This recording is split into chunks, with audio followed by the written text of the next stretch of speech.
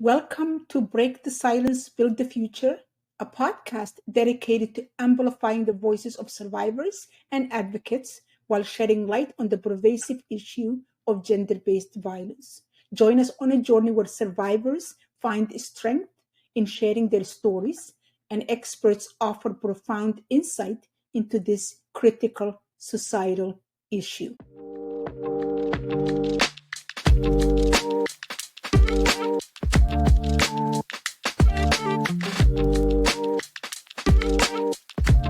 Resilience after loss, rebuilding and finding strength in your new normal. Loss changes us in ways that we can never predict. I could never predict the changes that this loss of my daughter had on me, the changes that happened to me in my person.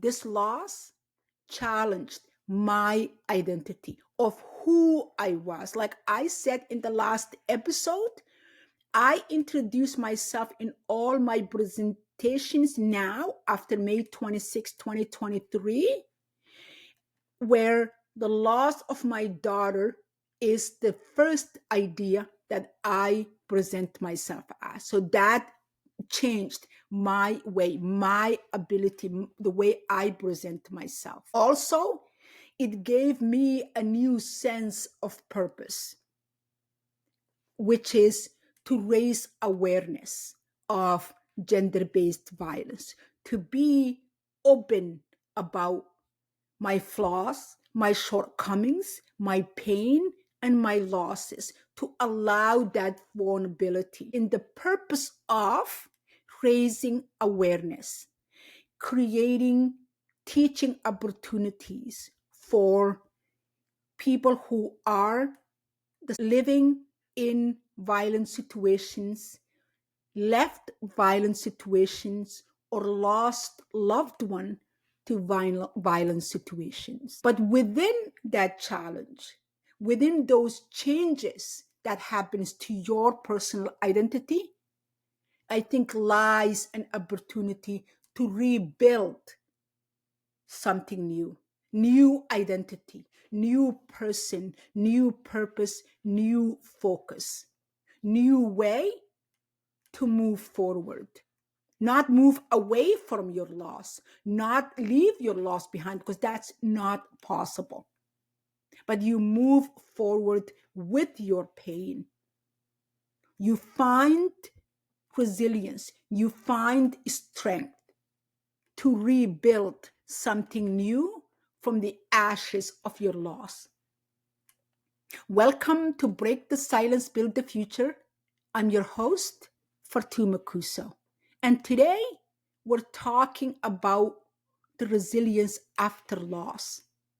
I always didn't really like that word resilience because to me, whenever I heard the word resilience, implied the idea that you don't feel the pain, you don't experience the loss, you don't feel how people mistreat you, you don't feel all the pain you have suffered, you're resilient. But remember, resilience is like elastic. If we take elastic and we pull it far enough with so much strength, the elastic comes back, but it's not in original shape.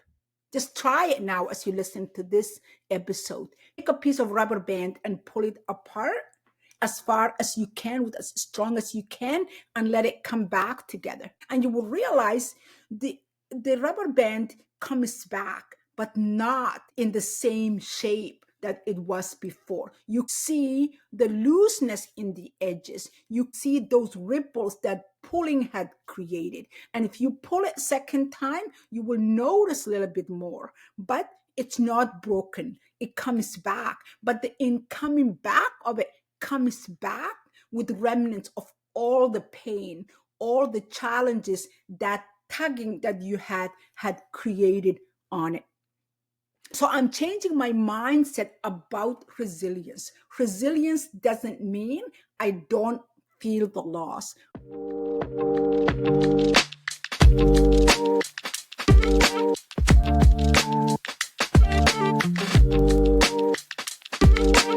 Resilience doesn't mean I don't have the pain of losing my daughter, losing my relationship, losing my father, losing my mother to Alzheimer's. It doesn't mean that. It only means I am gaining the ability to rebuild. I'm gaining the ability to bring that elastic back with it, all those ripple changes. So today in this episode, we'll explore what it means to rebuild after a tragedy. How do we redefine our purpose of that rebuilding? Why are we rebuilding? And what are we rebuilding? And how do we redefine our purpose? And why resilience doesn't mean being unbreakable. Because for me, my understanding of resilience was always that if I said I was a resilient person, people will see me as unbreakable person. People will see me as somebody who didn't feel the pain of loss, the pain of mistreatment, the pain of judgment, the pain of harassment, the pain of mistreatment. But I have to change even my definition about the word resilience and realize that it doesn't really mean unbreakable, but it means learning to grow in the face of hardship. That means rebuilding after a loss requires strength. And our We Speak merchandise celebrates that resilience. From t-shirt to mugs, every item carries a message of hope and empowerment. Plus, 10% of proceeds go directly to supporting awareness and learning opportunities for survivors, those existing in gender-based violence, and their families. Visit our website, fartumokusow.com, and shop today and carry these powerful reminders with you.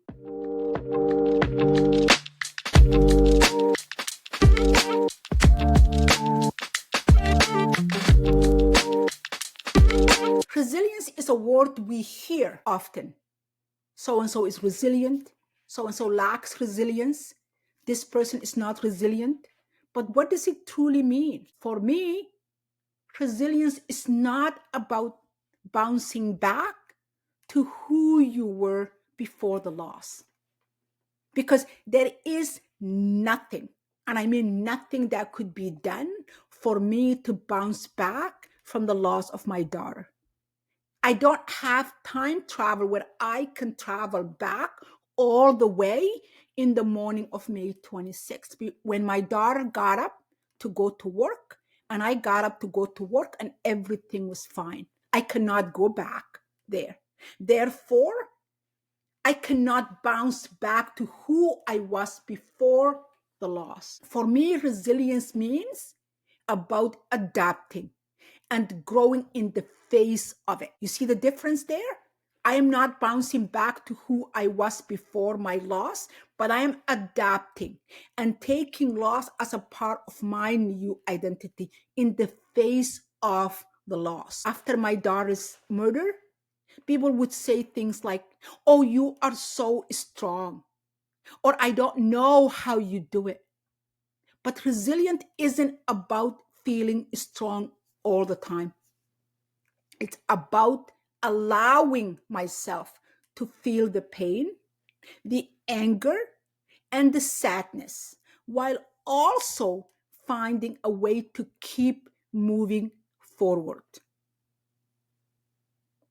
And I want you, my audience, my listeners, to accept the fact that resilience is messy. It's imperfect and deeply personal. It looks different for me, for you, for everyone. But its core, in the core of that word resilient, in the process of gaining resiliency is about finding hope and purpose in the aftermath of such deeply painful loss.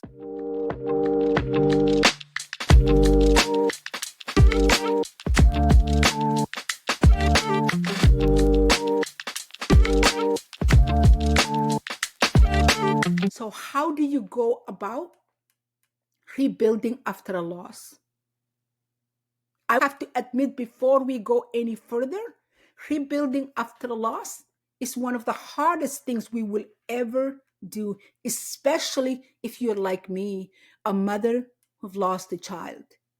Because there is really no frame of mind where a parent thinks they would bury a child. It should be the other way around. I should be the one in that grave, and should be the one here speaking to you. So, rebuilding after a loss requires us to confront the void left by what we have lost. I have to confront the void left by my daughter. She's not here. I don't see her smile. She doesn't call and say, I love you, mom. We can't go out, have dinner together. She's not visiting in Ramadan. This is the first Ramadan since she was gone. Right? She's not going to come and call me for Happy New Year's or my birthday or Mother's Day. So that void would never be filled. That loss would never be rectified, no matter what happens. Nothing could be done to fill in that void. So I have to figure out how to exist without that void being filled, how to exist with the loss. So for me, rebuilding meant redefining my identity. So that meant I wasn't just a grieving mother. I was also an advocate, someone who wanted to honor my daughter's memory by helping others. That's how I established Zahra Bule Foundation and this podcast. Rebuilding doesn't mean forgetting or moving on. I could never move on from this. I always used to hear time heal all wounds. This is a wound that no time can heal. This is a pain that no time can heal. It doesn't subside. I can't forget my daughter, and I cannot, for the life of me, fathom not having her around. But this rebuilding to me means finding ways to carry my loss with me while creating something new, something that reflects both my pain of the loss and my tremendous love for my daughter.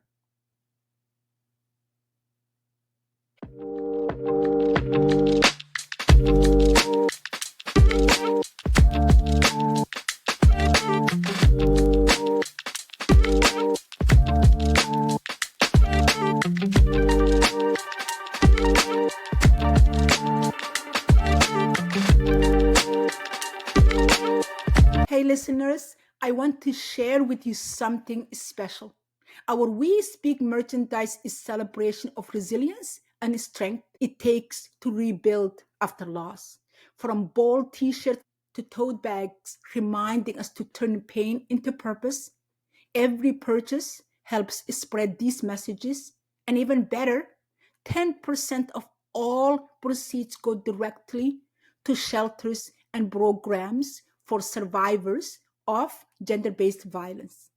Visit our website, fartumokusow.com, to shop today and be part of this movement of resilience and hope.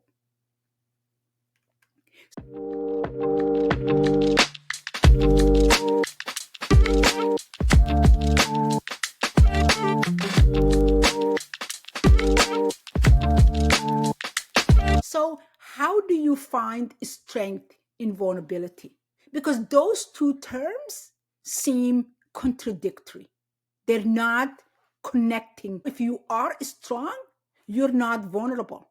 And if you are vulnerable, you are not strong. So, how do I put the both together? In the process of trying to explore the painful experience of my loss, after months and months of wallowing in my pain and being nothing but angry, one of the most powerful lessons I learned is that true strength lies in your ability to be vulnerable. Let me repeat that again. True strength lies in your ability to be vulnerable. What do I mean by that? I mean by that because it takes courage to admit that you are hurting. We don't like doing that, especially if you were in a relationships where you were hurt, especially if your pain cannot be explained, cannot be stopped, cannot be remedied, especially if your pain is something that would become part of your life from here on in. It takes a courage to admit that you're hurting. It even takes more courage to ask for help. Because in asking for help, you are letting others to see your pain. When I first started sharing my story, I was terrified of being judged or misunderstood. And I had messages to support that, especially the judgment and misunderstanding. I had people that would say, because one of my first videos was my daughter was helpful. She was only 12 when I became a single mother, and she was really, really supportive in helping and taking care of her siblings. One of the first comments was, if you would not have thrown her father out of the house, then this would not have happened. If you did not get divorced, this would not have happened. If you did not break up the family, this would not have happened. So those ideas came. It was my fault. This happened to my daughter. So those are kind of like showing you're being judged or you're totally misunderstood. Because these people who gave these comments had no idea what my marriage to their father was like and what was the reasons why I decided to get out of that relationship and what my daughter went through in her desire to get out of that relationship. So there was the judgment without understanding where I was coming from, without understanding my situation. So that is where the fear comes from. But I also found more than the judgment, more than the misunderstood messages, that vulnerability created connections for me with myself, understanding my own process, understanding my own pain, understanding my own struggles, and created connection for me with other people that left me messages that said, this story resonated with them for this and this reason. It allowed others to open up about their own struggles. And that showed me I wasn't alone. I might be the first person to speak to it, but I was definitely not alone. I had community. I had my people. So I want you, if you are in a difficult situation as you're listening to this story, and people are telling you, be resilient. If you were resilient, this would not happen. I want you to understand resilience is not about being unshakable. It's about embracing your humanity.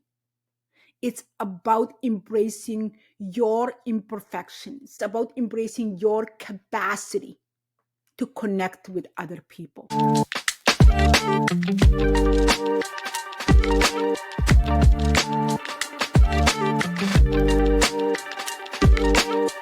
And if we said resilience doesn't mean being unshakable, but embracing your purpose, how do we redefine this in our life, in our own personal experience, so we can explain it to ourselves before we can explain it to other people? Because I am a high school teacher and I have to understand the lesson and the concept I'm trying to teach my students before I teach it to them. It has to make sense to me before I can help my students to make sense of what it is that I'm trying to explain. So we have to redefine it to ourselves. What is our purpose here? So after a loss, in my opinion, one of the most important thing we can do is redefine our purpose. For me, my purpose became about advocacy, using my voice to raise awareness for and about gender-based violence and to honor my daughter's legacy. But I want to also remind you, if you are in a situation where you are exploring in redefining your purpose, I want you to know your purpose doesn't have to be big or public. I say this in every episode because I don't want you to feel like, oh, I'm not good at doing a podcast. I'm not good at being public about it. I'm not good at in going social media and talking about my experience, about my feelings, about my purpose. So I'm reminding your purpose doesn't have to be big or public. It can be about caring for your family, pursuing something that you are really passionate about, that you can establish and help, or simply finding joy in everyday moments along your pain, along your loss, along your suffering. Because purpose gives us something to hold on to when it feels all is lost, something to strive for when we feel like the things we were striving for before are taken away, something to strive for when we feel like someone important is lost. Purpose gives us something to anchor us, because when my daughter was murdered, I felt like the foundation beneath my feet shifted and I was floating, didn't know where to go and where to start and where to stand. So redefining your purpose gives you something to anchor you as you navigate the complexities of grief. Reestablishing my purpose and deciding to be an advocate allowed me to navigate the complexities of my grief. So resilience after loss isn't about going back to who we were before this loss. It's about becoming somebody new. It's about carrying your pain with you while still finding joy, hope, and meaning. Thank you for spending this time with me today.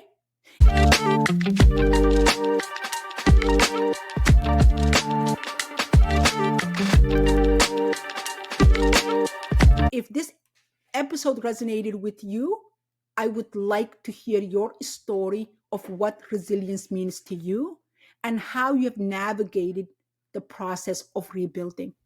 Next time, we will dive deeper into the power of advocacy and how using your voice can create changes for yourself and others. Until then, take care of yourself and remember, resilience is not about perfection, it's about growth. Thank you for being part of this episode today on resilience after loss. Don't forget to check our We Speak merchandise. Every item purchased helps amplify our mission, with 10% of proceeds supporting survivors of gender-based violence, developing educational material. Together, we are creating a future built on hope and strength. Until next time, bye for now.